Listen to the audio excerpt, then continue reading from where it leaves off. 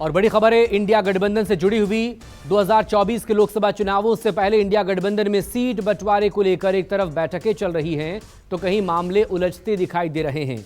कल इंडिया गठबंधन की वर्चुअली मीटिंग होगी, लेकिन उससे पहले समाजवादी पार्टी और कांग्रेस की जो बैठक होनी थी वो टली। सबके बीच समाजवादी पार्टी ने कांग्रेस पर गंभीर आरोप लगाए और ये वही ट्वीट है जो एक्स पर पोस्ट किया गया समाजवादी पार्टी के ऑफिशियल जो मीडिया सेल है उसकी तरफ से।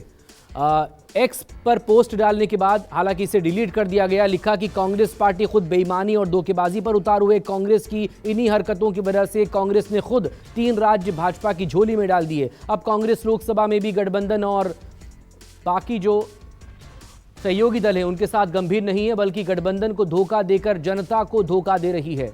ये पूरी पोस्ट की गई है एक्स पर, हालांकि बाद में इसे डिलीट कर दिया गया।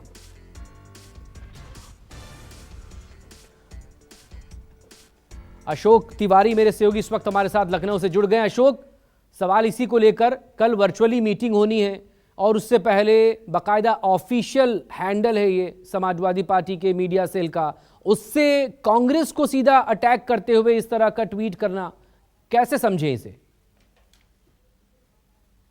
देखिए, सबसे अहम बात तो यह है कि लोकसभा चुनाव में सीट बंटवारे को लेकर जो फॉर्मूला अभी तक तय किया गया है, यानी कितनी सीटों पर कांग्रेस लड़ेगी, कितनी सीटों पर समाजवादी पार्टी लड़ेगी, जो प्राथमिक बातचीत हुई थी उसको लेकर कांग्रेस पार्टी पूरी तरह से सहमत नहीं है।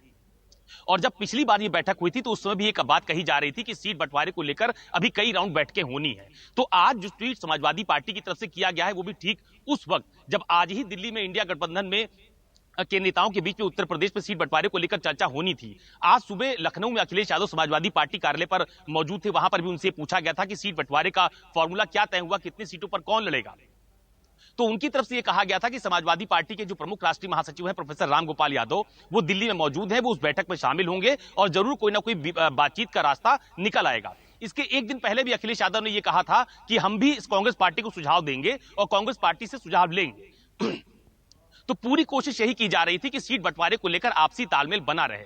लेकिन आज जो बैठक होने वाली थी, हालांकि उसके पीछे अनौपचारिक तौर पर यह बताया जा रहा है कि कांग्रेस से कुछ नेताओं को उस बैठक में शामिल होना था, लेकिन वो किसी दूसरे कार्य में बिजी थे, इसलिए वो बैठक टाल दी गई। इसी बात को लेकर समाजवादी पार्टी की नाराजगी है और इस ट्वीट को बिल्कुल भी हल्के में नहीं लेना चाहिए, क्योंकि सीट बंटवारे पर अब समाजवादी पार्टी, कांग्रेस या जो दूसरे घटक दल हैं इंडिया गठबंधन में, उनके बीच सीट बंटवारे को लेकर अंतिम दौर की वार्ता हो रही है। अखिलेश यादव खुद इस बात को कई बार कह चुके हैं कि करीब करीब सबको यह पता है कि किस सीट पर कौन कहां से चुनाव लड़ेगा। और आपने देखा होगा कि उत्तर प्रदेश में जब जनपदों के दौरे पर वो जाते हैं तो कहीं कहीं पर वो उम्मीदवारों का ऐलान भी करते हुए नजर आते हैं।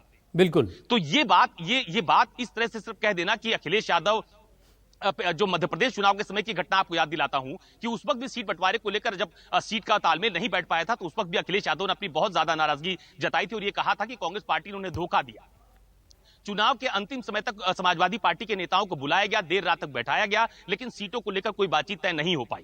तो यह तो जरूर है कि उत्तर प्रदेश में खासतौर पर लोकसभा चुनाव को लेकर सीटों के बंटवारे पर समाजवादी पार्टी या अखिलेश यादव झुककर समझौता नहीं करने वाले हैं। तो इस ट्वीट के कई सारे मायने निकाले जा रहे हैं। पहली बात तो यह है कि इस ट्वीट के माध्यम से समाजवादी पार्टी ने अपरोक्ष रूप से कांग्रेस पार्टी को यह मैसेज दे दिया है कि अगर उनकी शर्तों पर समझौता होता है तो ठीक है, लेकिन अगर उनकी शर्तों के आधार पर समझौता नहीं होता है तो समाजवादी पार्टी दूसरे विकल्प पर विचार कर सकती है।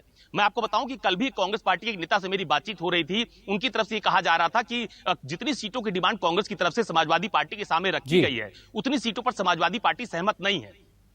अभी जो प्राथमिक तौर पर जानकारी मिली थी उस लिहाज से दूसरा विकल्प क्या? अशोक, सवाल इसी को लेकर ना, दूसरा विकल्प क्या? बहुत शुक्रिया आपका तमाम डिटेल के लिए। नजरें बनाए रखें, अपडेट के लिए आपसे फिर बात होगी।